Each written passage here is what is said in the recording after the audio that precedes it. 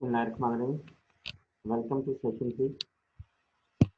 Last session के अंदर हमने सिस्टमैटिक एनालिसिस जो है वो डिस्कस किया था और साथ हमने कंपेयरिंग एंड कंट्रास्टिंग इसके ऊपर जो है वो बात की। इस सेशन में हम आर्गुमेंट एनालिसिस से रेलेवेंट जो है वो डिस्कशन करेंगे। ईशिजा काइंडली आर्गुमेंट एनालिसिस को रीड करें आप। This argument analysis. An argument involves putting forward reasons to influence someone's belief that you are proposing. Whichever way someone makes an argument, they are attempting to convince others of the validity or logic of how they see the world and convince us that we should see it the way they do. An इसमें देखिए argument ji, has एक minute ये निकालें। जी अच्छा, जी argument analysis में actually क्या होता है कि आप अगर देखें तो आर्गुमेंट्स क्यों देते हैं हम यूजुअली कि जब भी कोई हम चाहते हैं कि आपको कोई इंडोर्स करे या आपसे एग्री करे या किसी भी चीज के बारे में आपकी जो इंटरप्रिटेशन है आपकी इंटरप्रिटेशन से एग्री करें, तो आप कंसेंसस डेवलप करने के लिए क्या करते हैं, आप आर्गुमेंट जो है वो पेश करते हैं। अगर आप किसी को कन्विंस कर लेते हैं ऑन योर आइडिया या जो आपने आर्गुमेंट जो है वो पेश किया है, तो देन यू से यू आर सक्सेसफुल। तो एक्चुअली ऐसा ही है कि आप जैसा कि आपकी दुनिया के बारे में एक इंटरप्रिटेशन है, एक अपना व्यू पॉइंट है कि से वर्ड जो है वो सफेरिकल है। मैं कहता हूँ नहीं, वर्ड जो है वो एलिप्टिकल है। थर्ड कहता है कि नहीं सर्कुलर है। अब हर बंदे का अपना एक पॉइंट ऑफ व्यू है। अब उसके लिए वो क्या करता है, आर्गुमेंट जो है वो देता है। और यूजुअली हम यहाँ पर भी देखते हैं कि हम बेसिकली जैसे हमारी ओपिनियन है किसी की चीज के बारे में, हम ये कोशिश करते हैं कि बाकी सब भी जो है वो उसको इंडोर्स करें। आमतौर पर हम ये हमारी ख्वाहिश होती है। जी आगे आर्गुमेंट्स के जो कंपोनेंट्स हैं। An argument has at least two components, a point and a reason. Making a point or statement conclusion, providing sufficient reason or evidence for the point to be accepted by others. अच्छा, अब आप देखें कि जब भी आप यानी कि रिसर्च आर्टिकल के अंदर आप कोई भी स्टेटमेंट देते हैं या आप कंक्लूड कर रहे होते हैं अपनी रिसर्च को, तो आप बेसिकली जो भी रीडर हैं या जो रिसर्चर है उस डोमेन के, उनको आप एक्सेप्टेबल पोजीशन में लाने के लिए क्या करते हैं, आप रीजन देते हैं, सफिशिएंट रीजन देते हैं।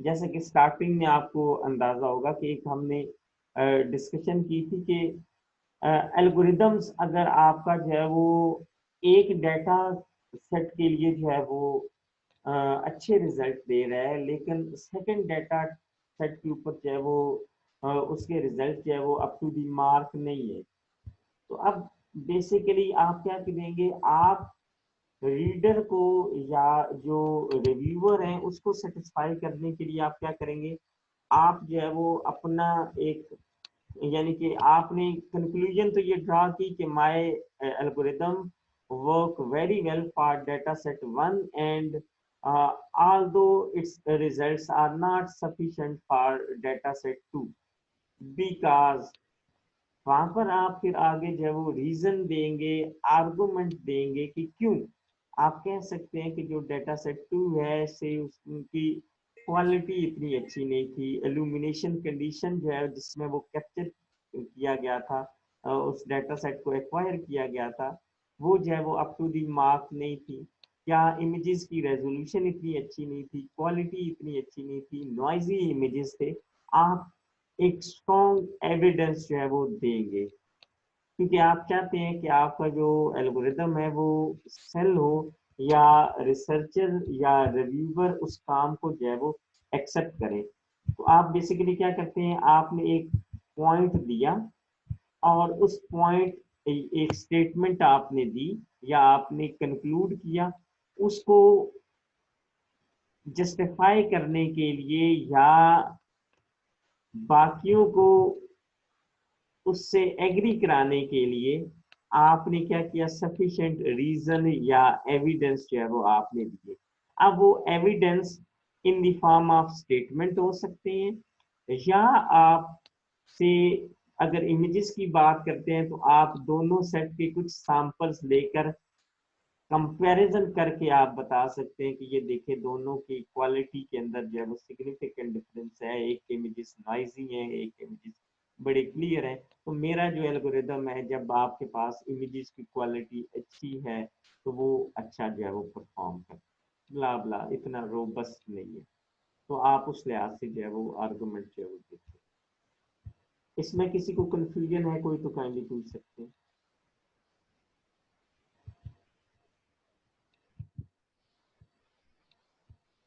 अच्छा, नेक्स्ट आपके पास जो है वो methods for argument analysis. Basically, there are two methods. One is a Fisher's method and second one is a Tolman method for argument analysis. Now we are going to discuss the Fisher method for critical reading. जी, आप में से कौन जो है वो read करेगा slide?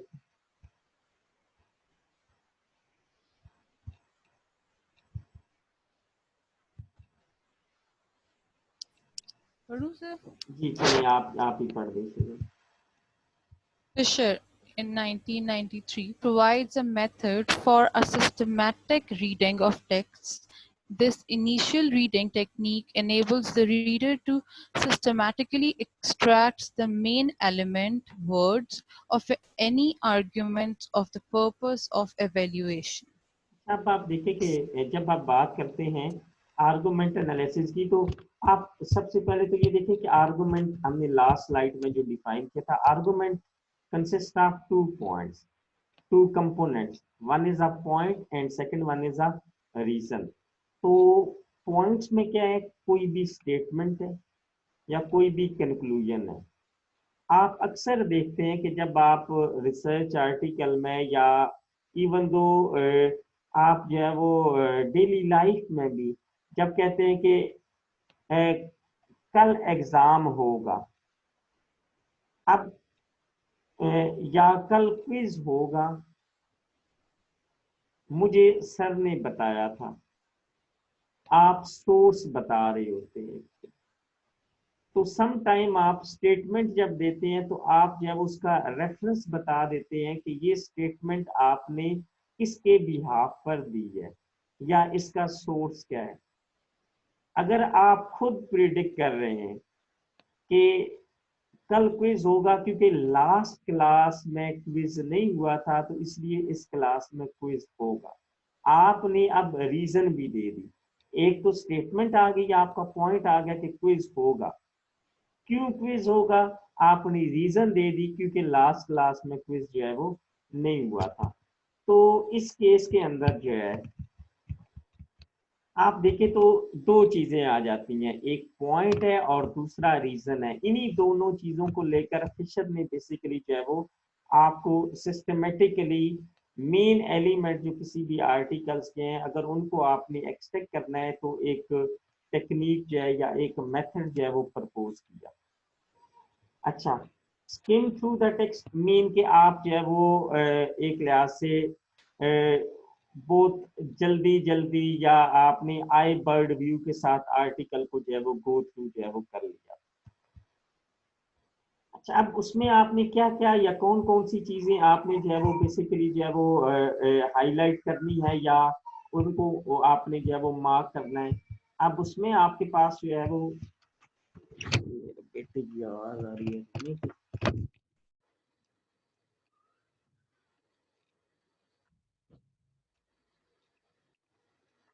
Sorry जी।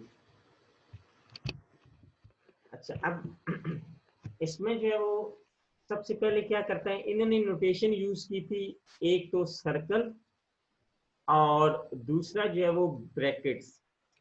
अच्छा, इन्होंने कहा कि आप स्किम थ्रू द टेक्स्ट और आप सर्कल करें, and inference are indicator mean उसमें दस या देयरफॉर, क्योंकि दस या देयरफॉर जहां पर भी यूज हो रहा होगा इसका मतलब है कि कोई स्टेटमेंट आ रही है या उसके बाद जो है वो कोई कंक्लूजन जो है वो आ रही है। तो फर्स्ट जो पॉइंट है उसमें अगर आप देखें तो मेकिंग अ पॉइंट मीन उसमें स्टेटमेंट है या उसके अंदर जो है वो कोई कंक्लूजन है। तो आप टेक्स्ट के अंदर ये देखेंगे कि जहां पर भी दस या देयरफॉर आ रहा है उसके बाद आप या तो कोई स्टेटमेंट दे रहे हैं या आप कंक्लूड कर रहे हैं। अच्छा, आप क्या करेंगे कि आप उसको सर्कल जो है वो कर लेंगे, एनी इन्फ्लुएंस इंडिकेटर, इसी तरीके से। अच्छा, उसके बाद जो कंक्लूजन है आपके पास मीन के उसको आप सी नोटेशन या उसको आप अंडरलाइन जो है वो कर सकते हैं। अच्छा, कंक्लूजन के लिए आप सी यूज करें और प्लेस रीजन, रीजंस के लिए आप आर प्लेस कर दें ब्रैकेट्स के अंदर। और रीजन जो है वो आप अगर देखें तो वर्ड्स के अंदर कौन से यूजुअली वर्ड्स यूज होते हैं, बिकॉज, सिंस या इसी तरीके से आप और भी कुछ जो है वो वर्ड्स यूज करते हैं जिस पर आप जो है वो जस्टिफाई कर देते हैं।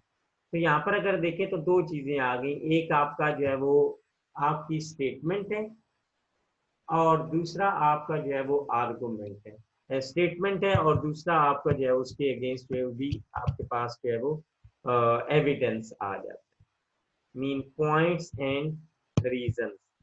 ये दो मेन चीजें जो है वो आपके पास आ जाती है। और फिर इसकी बेस के ऊपर जब आपने ये सारी चीजें कर ली, आपने पूरे कंप्लीट टेक्स्ट में से आपने कंक्लूजन्स और रीजन मीन सी और आर आपने जो है वो जब हाईलाइट कर लिए, फिर अब आपने उसके ऊपर क्या करना है, आपने एक डायग्राम जो है वो कंस्ट्रक्ट करनी है।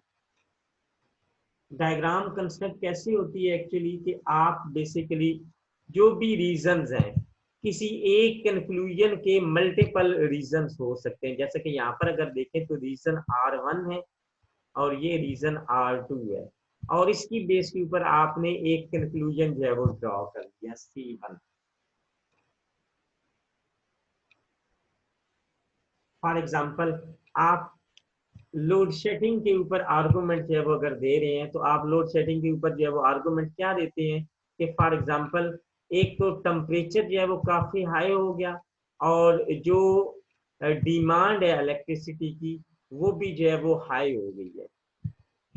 टेम्परेचर हाई हुआ, साथ आपकी डिमांड हाई हो गई, और डेट्स वाई जो शॉर्टफॉल है इलेक्ट्रिसिटी का वो काफी जो है वो हाई हो गया।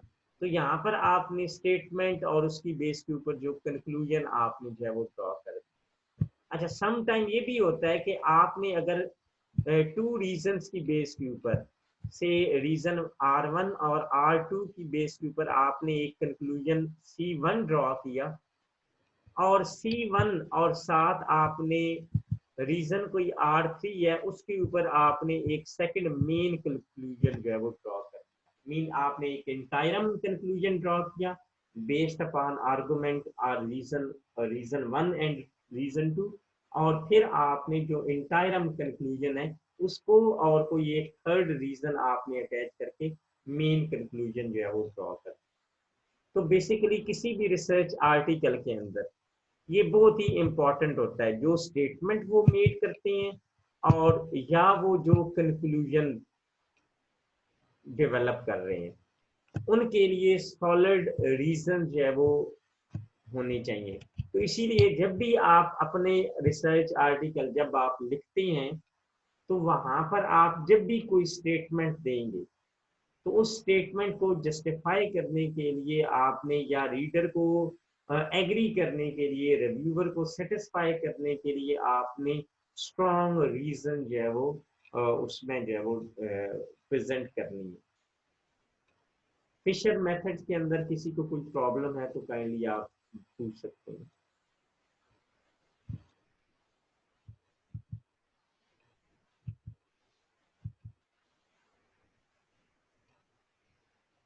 आप लोग जाग रहे हैं? जी सर, नहीं कोई प्रॉब्लम Yes, नहीं है। अच्छा चलें, ये तो क्योंकि आप देखिए, आप यूजुअली ये प्रैक्टिस कर रहे होते हैं, लेकिन क्योंकि ये मेथड था तो इसलिए इसको गो थ्रू करना था। अच्छा, सेकंड है टॉलमैन मेथड। जी शिजा, आप ही रीड कर दें इसको। Tolman developed an approach to argumentation analysis that was rooted in the practice rather than the theory of logic. जी He अब proposes that एक मिनट अभी। अच्छा अब देखिए, ये फिशर मेथड और सेकंड जो मेथड प्रपोज किया गया वो टॉलमैन ने। अच्छा अब आप देखिए कि was rooted in the practice rather than the theory of logic.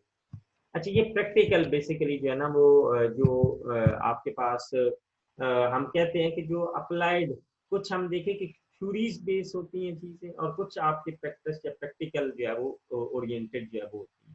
ये मोर यानी कि टूवर्ड जो है वो आपके पास मेथड है टूवर्ड प्रैक्टिकल या प्रैक्टिसेस से रेलेवेंट, क्योंकि ये मेथड जो है वो ज्यादा प्रैक्टिस जो है वो किया जाता है।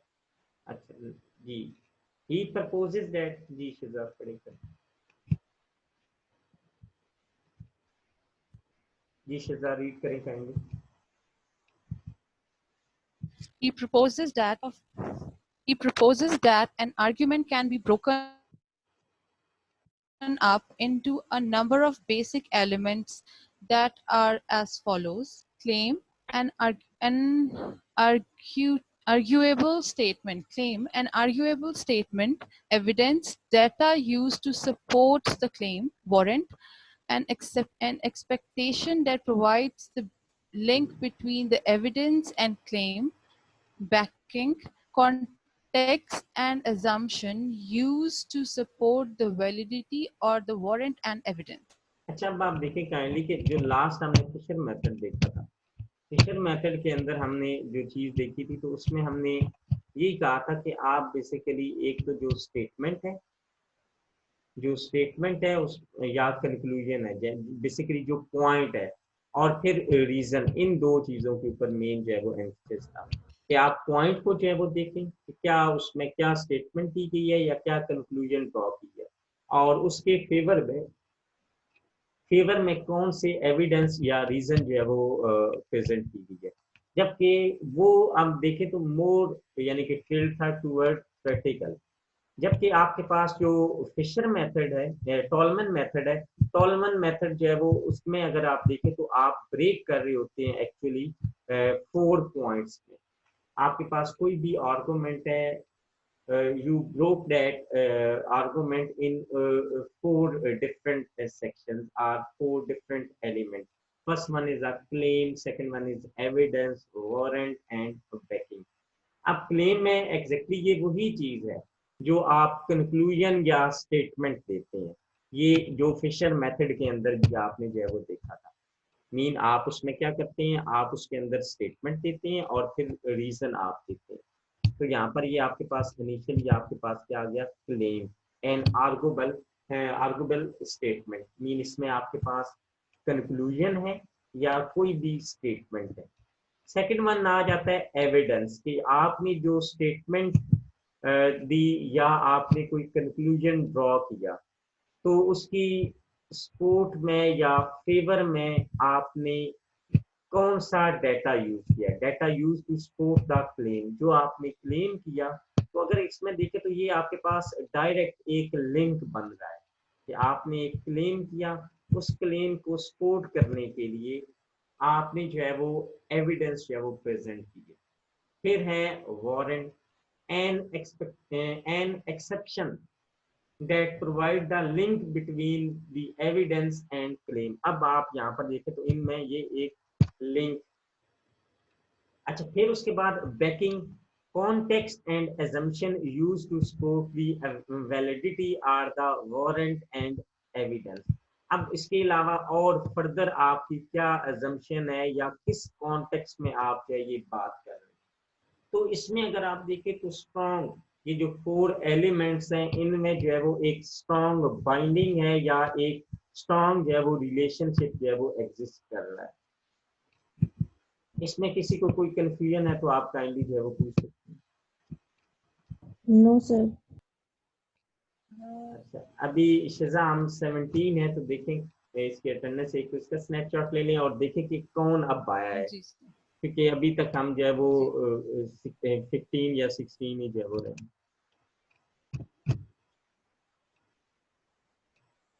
अरमगान साहब आप अभी आए? नहीं सर। यार किमिया शहजाद साहब आए हैं अभी।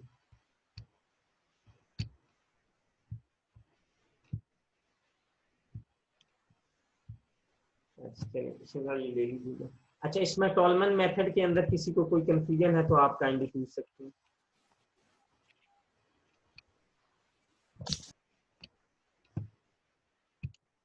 अच्छा, नेक्स्ट है आप डेफिनेशन, यानी कि जब आप कोई भी चीज डिफाइन कर रहे होते हैं या डेफिनेशन आप कंस्ट्रक्ट कर रहे होते हैं तो what is meant by that. अच्छा, अरमगान साहब आप रीड करें इसको।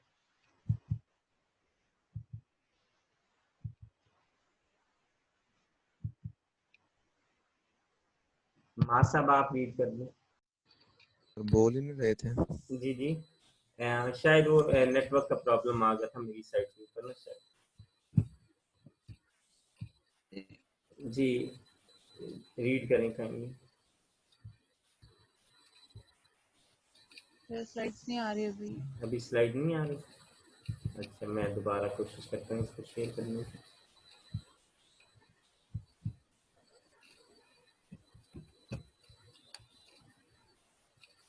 अभी भी ये प्रॉब्लम चल रही है।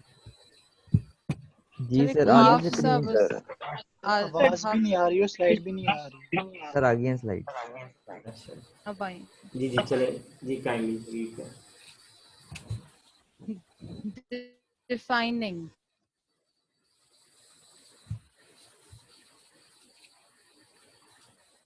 Considering boundaries around the meaning of a term. It comes from the Latin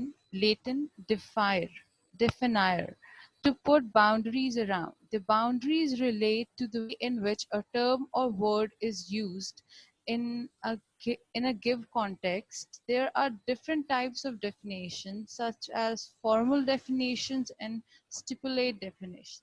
अब आप देखिए कि बेसिकली जब आप डेफिनेशन की बात करते हैं तो हमने स्टार्टिंग में कहा था कि जब आप रिसर्च रिपोर्ट लिखते हैं तो आप जो भी टर्म्स के अंदर यूज कर रहे हैं आप उनको डिफाइन करेंगे, क्योंकि डिपेंडिंग अपॉन द कॉन्टेक्स्ट जो टर्म्स की डेफिनेशन है वो वेरी करेगी। तो इसलिए बेसिकली जो है वो डिफाइनिंग आप क्या करते हैं, आप basically boundaries, placing boundary around the meaning of terms, कि किस कॉन्टेक्स्ट में आप क्या जो है वो बात कर रहे हैं, इन विच आ टर्म और word is used in a given context. Given context किस कॉन्टेक्स्ट में आप जो है वो उसको यूज कर रहे हैं। तो बेसिकली आप जब डिफाइन करते हैं तो आप बाउंड्रीज जो है वो बेसिकली ड्रॉ कर रहे होते हैं। अच्छा, नेक्स्ट आपके पास जो है वो चीज है आ जाती है connection between analysis, synthesis, comprehension and knowledge, क्योंकि ये टर्म्स आप अक्सर जो है वो रिसर्च के अंदर यूज करते हैं या आपका इसके साथ जो है वो वास्ता पड़ता है, क्योंकि ये रिसर्च मेथोडोलॉजी का कोर्स ओवरऑल अगर देखें तो ये सीएस के लिहाज से है, लेकिन साथ साथ जो है वो देखें तो सोशल साइंसेज या बाकी जो अप्लाइड साइंसेज हैं या आपके पास इंजीनियरिंग एंड टेक्नोलॉजी, उसको भी क्योंकि ये कवर करता है, क्योंकि उसमें एनालिसिस, सिंथेसिस, कॉम्प्रिहेंशन या नॉलेज, ये सारी चीजें जो है वो एक तरह से यूज हो रही होती हैं। तो इनके बिटवीन लिंक क्या है या कनेक्शन क्या है, इसमें सबसे पहले आपके पास आ जाता है एनालिसिस। जी शिजा पढ़े आप ही वाइंड अप करते जाते हैं।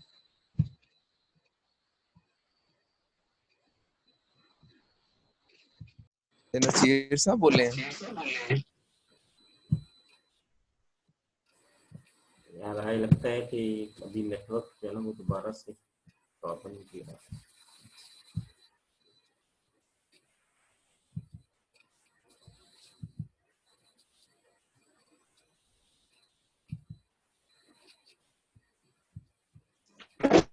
सर आपकी आवाज नहीं आ रही। जी जी चले मास साहब चले जी रीड कर लें काइंडली एनालिसिस को।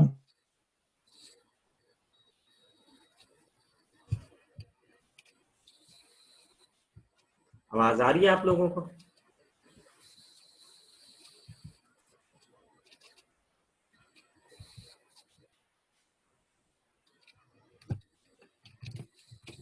मास साहब आपकी आवाज नहीं आ रही मुझे।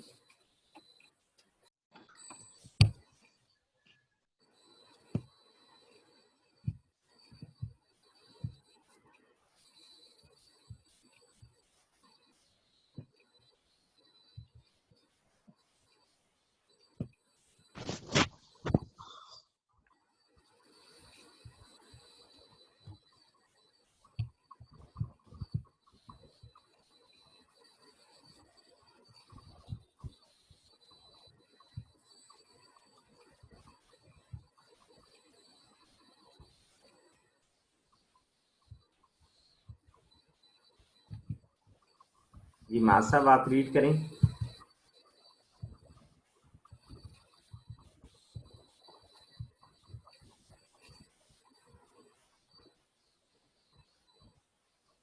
आप लोग सुन सकते हैं मुझे?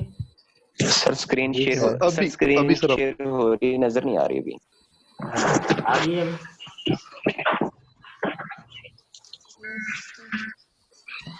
ये सर आ गई नजर।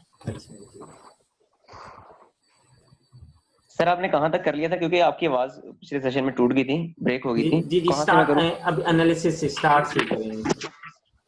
Okay analysis. select differentiate dissect and break up, unpacking a thing into its constitutes part in order to infer। Sir मेरी आवाज आ रही है? जी जी आ रही है। सर ये स्लाइड्स डिस्टर्ब हो गई। हाँ ठीक हो गई हैं। Okay, unpacking a thing into its constitutes part in order to infer or determine the relationship and/or organizing principle between them, thereby isolating the main variables। जी बेसिकली ये अनपैकिंग एनालिसिस आप जब करते हैं तो आप डिफरेंशिएट करते हैं, डाइसेक्ट करते हैं, ब्रेकअप करते हैं, आप जो है वो बेसिकली अनपैकिंग करते हैं थिंग्स को into its constitute parts. Why you do that? actually you want to determine the relationship or organizing principle between them or isolating the main variables. That's why you are going to perform the analysis. Second one आपके पास आ जाता है synthesis. Synthesis, integrate, combining, recast, formulate, reorganize। Synthesis is the act of making connecting between the parts identified in analysis. Is not simple a matter of reassembling the part back into original order, but looking for a new order, rearranging the elements derived from analysis to identify relationship or show main organizing principle or show how these principle can be used to make a different phenomena। अब आप देखिए तो बजाय हमें यहाँ पर यही चीज नजर आ रही है कि जैसा कि analysis and synthesis these are two यानी कि आपके पास जो है वो डिफरेंट यार किनका माइक ऑन है?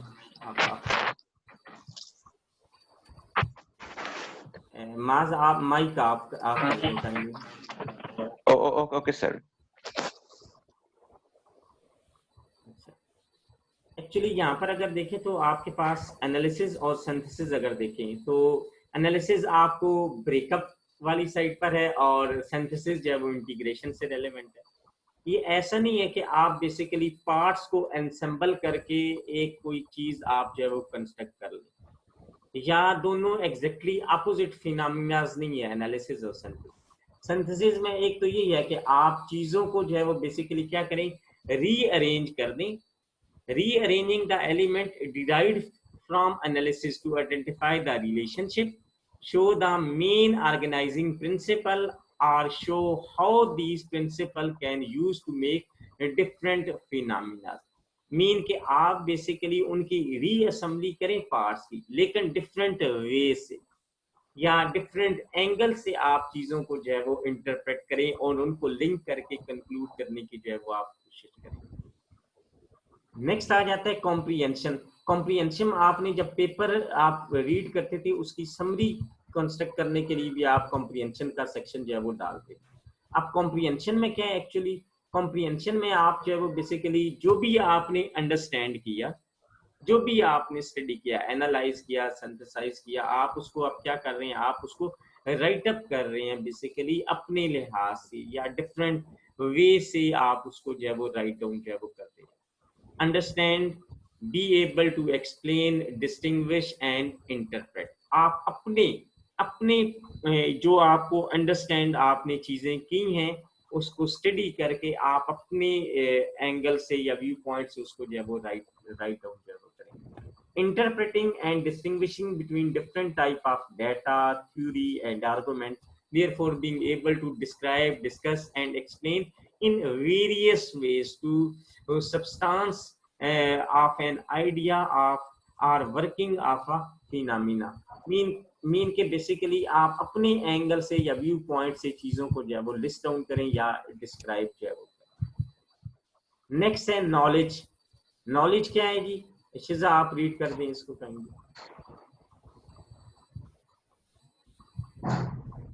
जी sir. Define, classify, describe, name, use, recognize, become aware of, understand, problem solve. Perceiving the principles, use and function of rules, methods, and events in different situations. Classify, characterize, journalize, analyze the structure of, and learn from experimentation on the meaning of concepts and their application.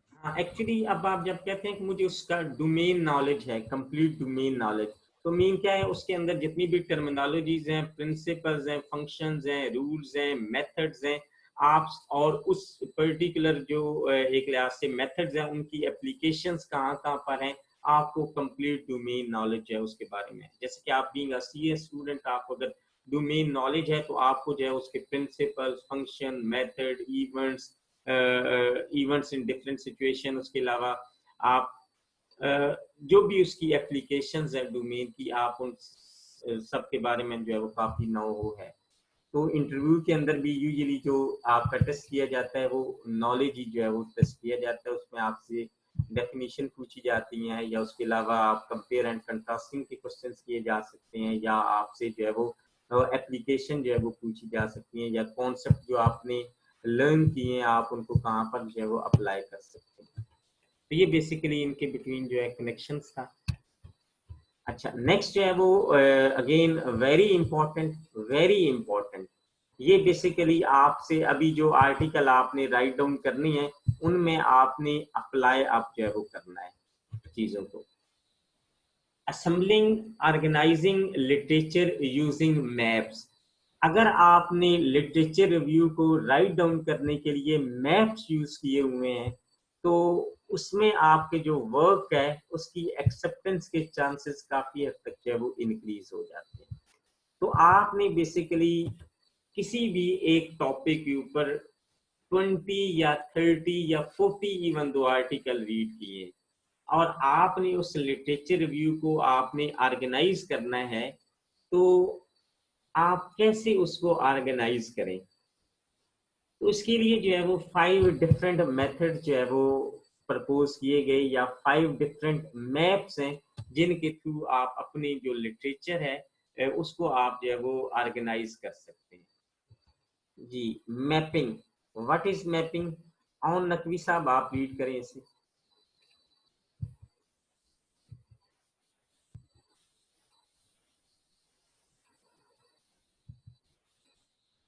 Usama साहब काफी late आए आप, चलें आपसे पूछ लें। जी sir, इसको मैं रीड करूं? जी जी रीड करेंगी अगर आप पहुंच गए हैं। ठीक है। Mapping ideas is about setting out on paper the geography of research and thinking that has been done on a topic. In other words, it is the process of organizing the content of the literature into sections and subsections in order to make connections between ideas contained in different articles, books, and work published over a certain time period. It is an effective way of getting overview of the topic. अच्छा, अब आप देखिए कि जब भी आप pictorial या एक लिहाज से ग्राफिकल प्रेजेंटेशन लेते हैं, तो वो बेसिकली क्या है कि आप रिव्यूअर या रीडर की जो अंडरस्टैंडिंग है या रीडर के लिए आप इजीनेस जो है वो बेसिकली डेवलप कर रहे होते हैं, क्योंकि जब भी वो चार्ट को देखेगा, मैप को देखेगा, पिक्टोरियल रिप्रेजेंटेशन को देखेगा, तो उसे clear cut section, sub section, उनके बिटवीन जो कनेक्शंस हैं, उसका उसे जो है वो आइडिया हो जाता है। तो मैपिंग एक्चुअली क्या है? Process of organising the contents of literature into section and sub section. Why? In order to make connection between ideas contained in different articles, book, work published over a certain period of time. So it is an effective way of getting overview of the topic. So actually this one is the effective way of getting